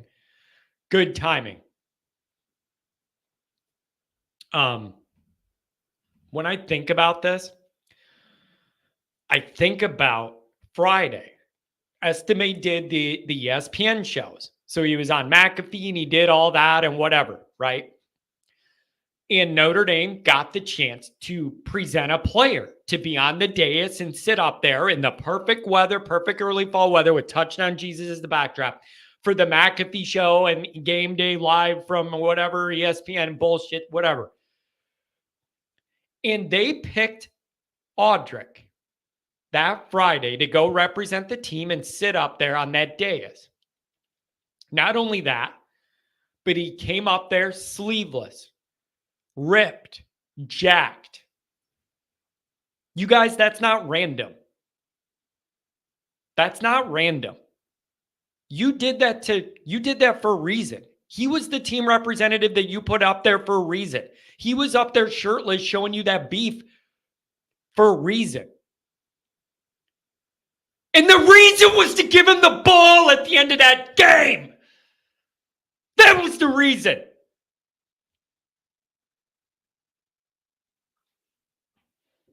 You put him out there letting everybody know this is our bull. This is our guy. And he goes up there without sleeves in that sunshine. And he's jacked and he's ripped, and it's sending a message of the physicality we want to present in this ball game, and things are going to be different, and this is our dude. It isn't random that was the guy Notre Dame picked to put on that stage, and then when you had a chance to make it work for you, you didn't do it. You didn't do it. Those plays didn't even have to work. Hand him the ball. To me, that bothers me more than the 10-man almost. The 10-man thing's like it's a in the moment thing, like nightmare, 1 out of a million. It's never going to happen again. You can't let. That's one of those just catastrophes in the moment that you don't plan for. It slips your mind and something awful happens. The estimate thing was completely avoidable. Completely avoidable. You didn't need to overthink shit. Just hand the guy the ball. Hand the guy the ball. Well, what if they were going to stack the line because they know you were going to run it? Yeah, they did that early, and he ran it for first down, 11 yards, and then they pulled him.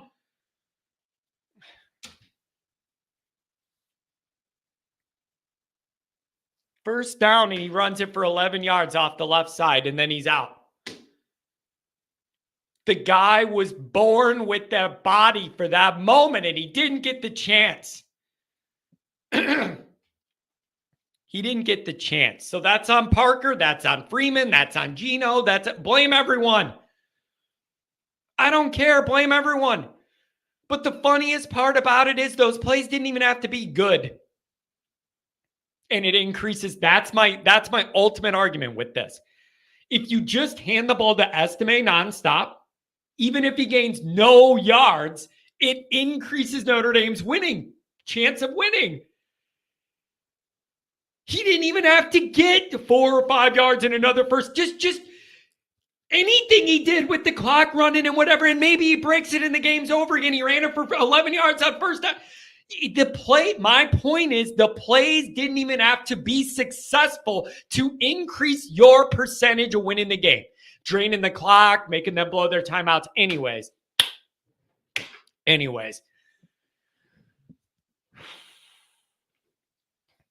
I can't get over it.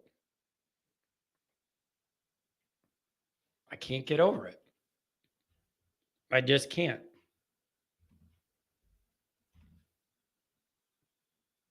You better believe Kelly would have estimated. Yeah, he probably would have, but he would have screwed 5 other things up. So, screw me, man. Oh, fine. He would have had Estime out there, but the team would have been so scared to play in a big game, we would have been down by 21. So, yeah, Estime would have been out there. Like, the one thing I'm not going to entertain here is Kelly's teams excelling with everything on the line in the biggest moment. That's the one path I'm not even going to allow my brain to go down. So nobody even try and lead me down the Brian Kelly big game success path, because there ain't a path at all.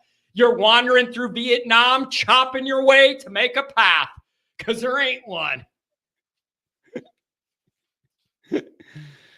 Oh, man. Yeah, that's one thing I'm not going to ever listen to, is anyone try and even put a sentence that even halfway defends Brian Kelly in big game moments. I'm not willing to entertain that angle at all. At all. Not going to do it. Who's being disingenuous? Me? All I do on here is come on here and pour my heart out and tell you everything I really think and mean. I don't know what you're talking about. Oh. Yeah, I do agree with that, Andrew. We did say that all winter. All last offseason, I was saying this. If you were ever going to get Ohio State, this would be the year. You had the experienced quarterback. They had the inexperienced quarterback. It was at your place, not at the shoe. Like, there were all those reasons to feel better about it. Yeah, no, I agreed with that. I agreed with that. But it's like some of this isn't even like practical. There's something about Kelly teams in big games. He rubbed off on them and they played so tight, they almost didn't even have a chance to have fun or compete or win at all. They played so tight. The bigger the game, Kelly had them all wound up tight. I just hated it. You could see it, you guys. You could feel it. The bigger the game, the tighter Notre Dame played. It drives you nuts. Business trips.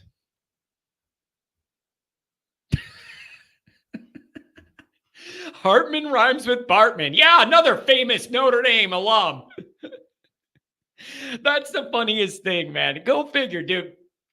Do you all remember that Steve Bartman stuff with the Cubs in the playoffs to go to the World Series, and the Notre Dame dork in his arm hit the ball and it ruined all of Chicago and it ruined everything? And of course, that dork sitting there with his old school headphones on and his turtleneck and his nerd glasses. Of course, the guy who gets hated by all of Chicago is a Notre Dame grad. Go figure. Unbelievable. Unbelievable. Didn't they make that ball into a Billy Goat stew? I think what they did, Phil, is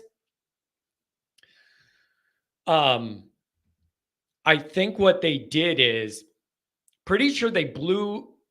What ball did they blow up at Harry Carey's?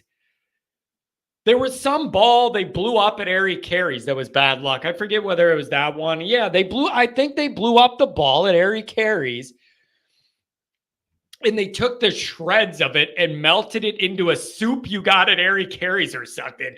I don't know, man, but it sounds like it was kind of fun, I guess. I like blowing shit up.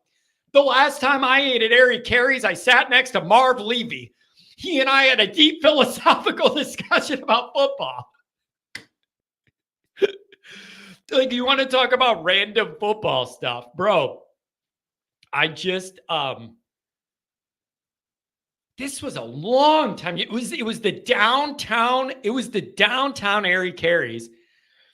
And I was with some girl. We went to Navy Pier. I don't know what we did. And we wanted to eat somewhere. I walk in there. It was like not busy, early afternoon or something. And I sit in there and I look right next to me. And it's Marv Levy. Like, I don't know. So I said, "What's up, Marv?" Anyways. Oh, boy. Yeah, he was old, man. He was really, really old. But I don't know. I knew he was a football guy. And I guess he went in there all the time. He's a longtime Chicago guy. Anyways, Bob, God, you guys are trying to like hit me where it hurts the most. Bobby,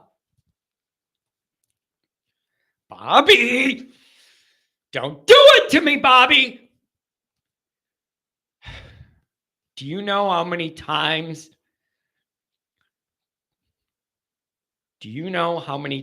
since the end of that Ohio State game I've pulled up that picture on my phone of our guy with he's jumping and the ball's right here.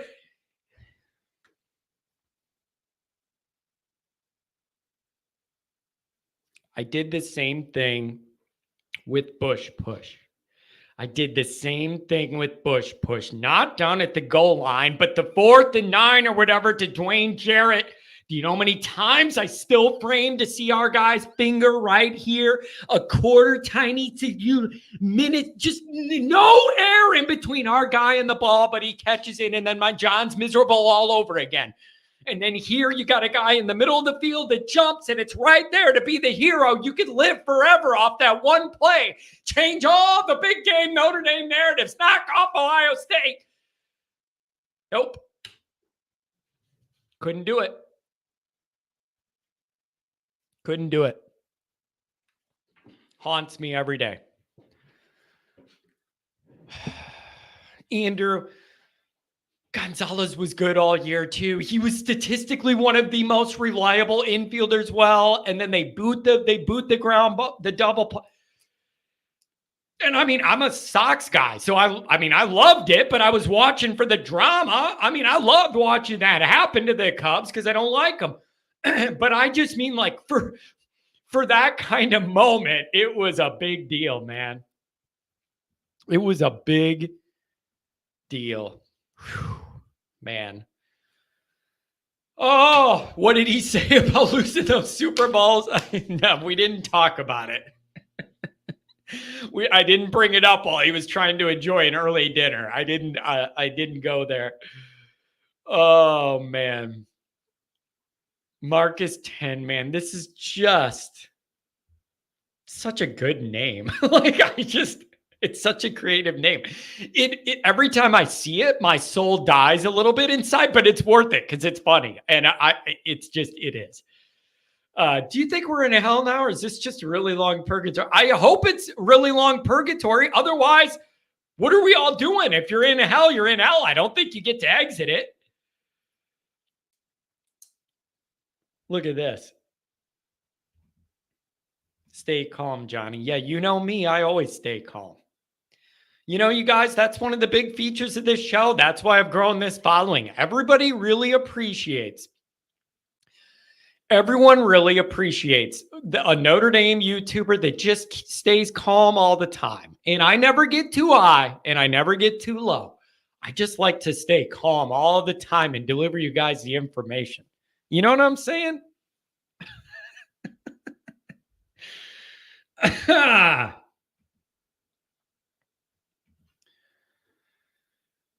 An ND exorcism sounds like something John would be jumping on. That sounds like great content. I think we need to go to Notre Dame Stadium and have my stadium guys, Chip and Cam, let me in there.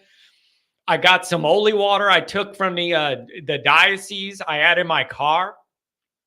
I know that sounds weird, but I literally used to drive around with a big jug of, dude, this is how it is working for an archdiocese. We would have all these chapels at all these cemeteries where you like do the blessing, the committal blessings and everything in there. And there's these priests that do it and everything, but you need to kind of supply this. I would drive around with the huge, like the water jugs, like the big water jugs that weigh like 50 pounds that you have in an office. And I would drive around with one of those in the back of my car and have a priest bless it. And then I could tell all the people that all of that water was holy water and blessed it. From the priest just saying, John, I blessed it, doing a little thing or whatever. I still got some of that blessed water. We could bring it in there. We could bring it into Notre Dame in the locker room. I'll take I'll take the end of my Irish vintage pipe over there. We'll dip it in and we'll do one of these. I'll give it one of these. I'll give it a go around. The funnest part of being a priest is when I get to do one of these. Oh, there's somebody asleep in the second pew. I love when they do that with that little circle thing and they're whipping it around. It was always my favorite part of church growing up. But I don't know if we need to. We already moved Rockney. Like, how many spiritual Notre Dame existential things are we going to do here? Oh, that's what it was. I forgot to tell you guys about my burial plan. I'm going to be cremated, and then I have a place on Notre Dame's campus that I know I want somebody in my circle to bury me there. Not tell anybody. I don't want it. No. Only the people that need to know are going to know. But I have a place at Notre Dame that's very special to me that I have a unique connection with, kind of off the beaten path. And I'm going to need somebody to sneak in there and dig a little hole in the night or whatever and put my urn in there. And then my soul will be at rest there forever. And that's what I want. So the people that need to know. And that's where I want to go. But it's off the beaten path. Shouldn't be too hard to get that accomplished. Like, I'm not saying put me next to Mary at the grotto. Like, I'm not, you know what I'm saying? I'm not doing that. But there's some places there off the beaten path that provide me comfort now. And that makes me think that when I die, I would want to go there so that my soul will have that comfort or something. Does that make sense? And so I got a spot, and the people that need to know will know, and then they could go visit me there. And then I'm there and I'm in Notre Dame forever. And they better hope I don't haunt them. They don't need any more bad luck. You can't say it. If you do that, John, they'll never win again. They're going to be like, oh, great, this idiot's buried here. Jeez, what are we going to do now?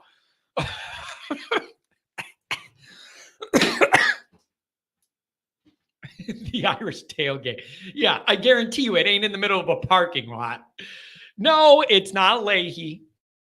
Need somewhere where they could actually bury. So there's your hint. That's the only hint I've given, because I don't want to get in trouble for this or blow my plan.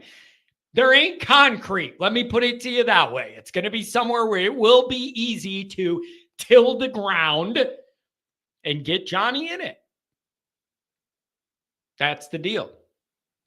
So, yeah. Mikey Pauls.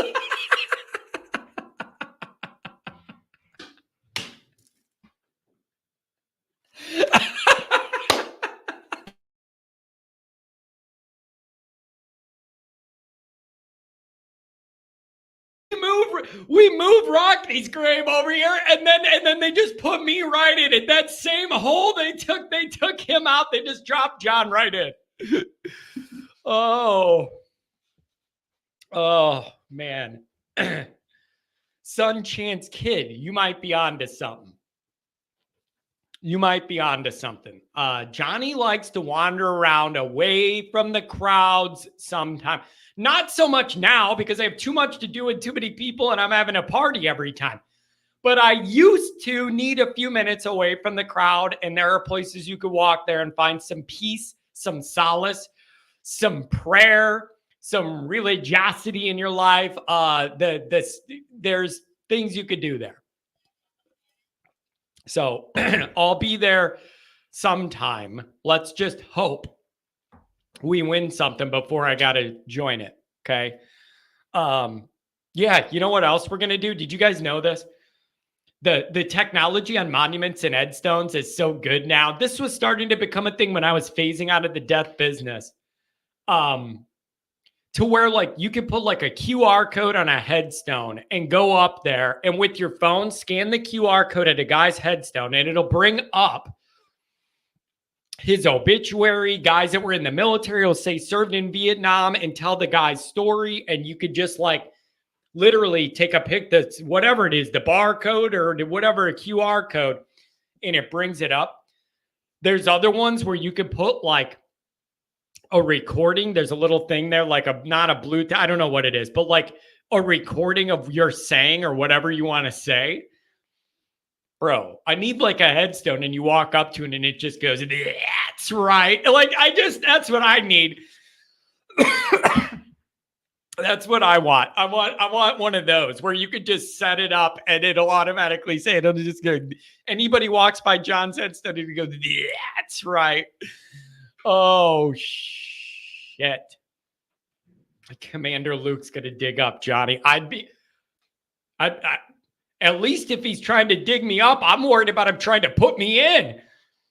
He ain't here, man. I'm a little disappointed. I came in here today totally fine. I appreciated the content. I got some run off it yesterday, got to create that fun thumbnail.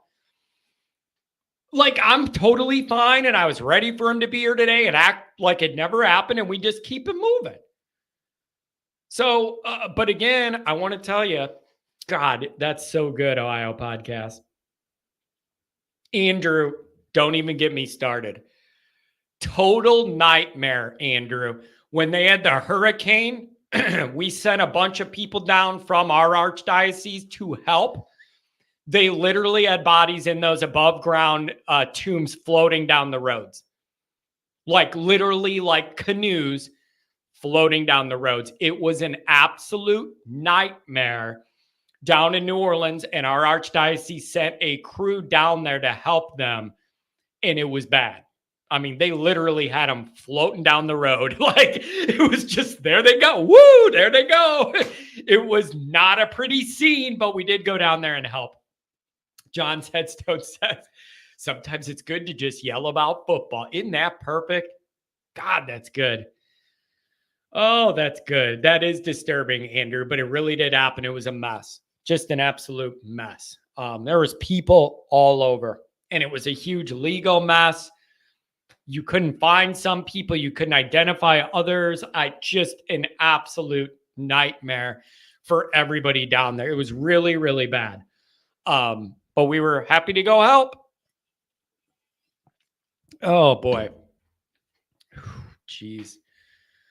All right, you guys. I got to be honest, this is one of the more fun shows I've had in a very long time on here. I don't know why. It had a lot of energy, funny stuff, new callers. Another Notre Dame contributor called in. He got some shit stirred up. I like this energy. This is really one of my more favorite shows, probably since this season ended, like since we had actual football to talk about. I feel like we shot all over. I had a great time. I enjoyed this a lot. I am planning on going live again Saturday Night Live. So I am definitely Mark with glasses. Good show. The chat was way better. Wonder why. I don't know. We'll see if the commander comes back. Maybe he self-exiled himself.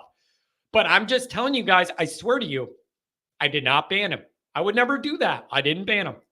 So I'm not going to say I'd never do it, but I didn't do it. So I'm disappointed he isn't here.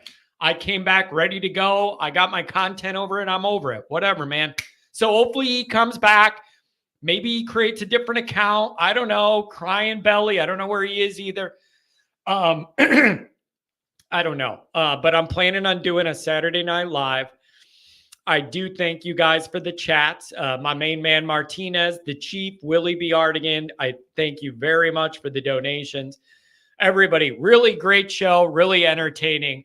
Yeah, him and Cotter are chilling. I doubt that. Yeah, they probably are out on the lake in Indiana, 9 Miller Lights deep already in the morning.